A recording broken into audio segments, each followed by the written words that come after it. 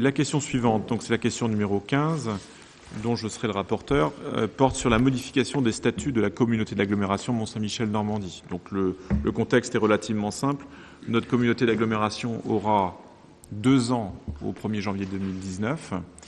Et dans ce délai de 2 ans, toute collectivité nouvelle se doit de mettre à jour ses statuts. Donc je ne vous fais pas un topo trop détaillé. Vous savez tous que cette communauté d'agglomération est le résultat de la fusion de 5 anciens EPCI qui avaient un historique et des fonctionnements assez différents parfois. Donc il y a un travail important qui a été conduit depuis l'an passé, depuis 2017, visant à retoiletter, réécrire, voire redistribuer certains domaines de compétences. Donc nous avons eu 2 temps de délibération. Nous en aurons un 3e au mois de décembre qui vise à nous remettre dans une sorte d'harmonisation, parfois d'uniformisation de ces domaines de compétences à l'échelle communautaire.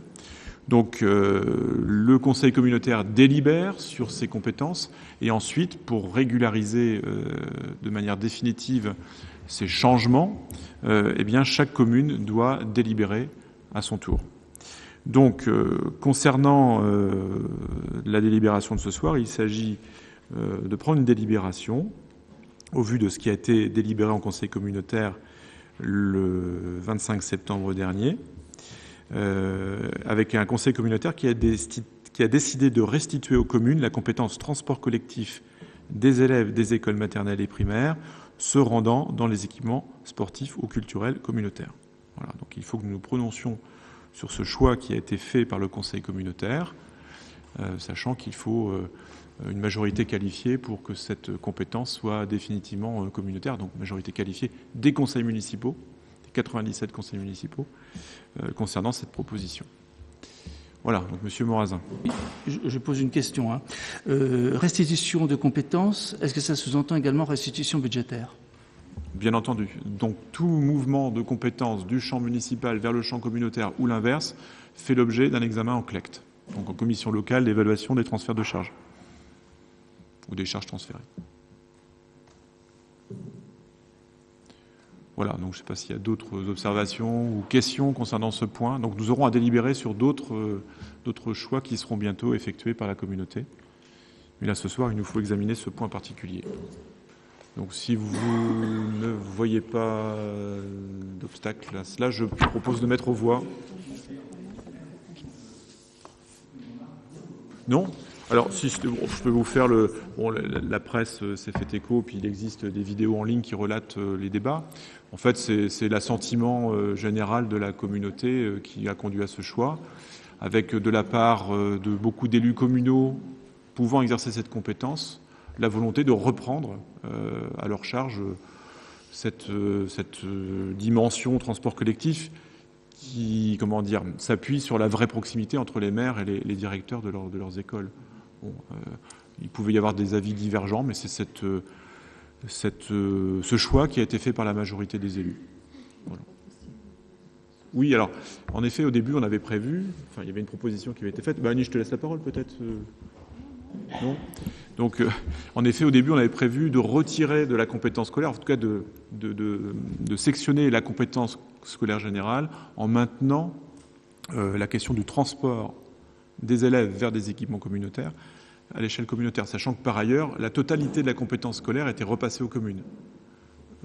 Pour l'histoire, en effet, la communauté de communes du Mortanet était la seule sur les 5 à avoir pris la compétence scolaire. C'est-à-dire que les maires des communes qui avaient des écoles n'avaient plus ce dialogue privilégié, en tout cas opérationnel, avec les établissements. Donc on avait fait le choix de renvoyer la compétence scolaire vers les communes. Et donc là, finalement, parce que le préfet nous a clairement précisé qu'il était difficile de sectionner, on aurait pu le faire, mais ça demandait d'aller plus loin dans la rédaction, d'alourdir un peu les dispositions. Donc on a fait le choix de renvoyer l'ensemble de la compétence scolaire en totalité vers les communes. Voilà l'issue des débats que nous avons pu avoir à l'occasion du dernier conseil communautaire. Émilie.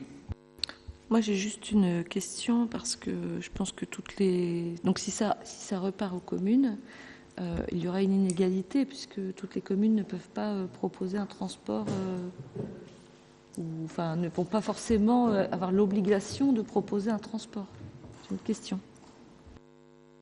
Nous sommes bien d'accord. C'est un des écueils de ce retour vers les communes. Cela dit, très honnêtement, pour en discuter avec plusieurs maires qui sont concernés, l'immense majorité a à cœur d'aider leurs écoles. Enfin, s'il y a bien une compétence qui fait sens à l'échelle des communes, c'est bien la compétence scolaire.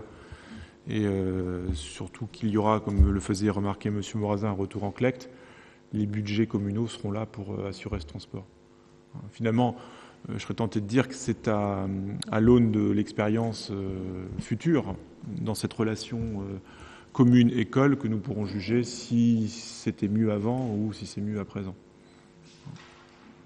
Je vais vous donner un exemple concret. J'ai eu l'occasion la semaine dernière de discuter avec le maire de Barenton, Hubert Guédon, et lui, il est enthousiaste à l'idée de pouvoir renouer ce lien direct, concret avec son école. Voilà. Y a-t-il d'autres interventions ? A priori non, donc je vous propose de passer au vote. Y a-t-il des votes contre cette modification des statuts de la communauté d'agglomération ? Des abstentions peut-être ? Donc unanimité pour cette question numéro 15.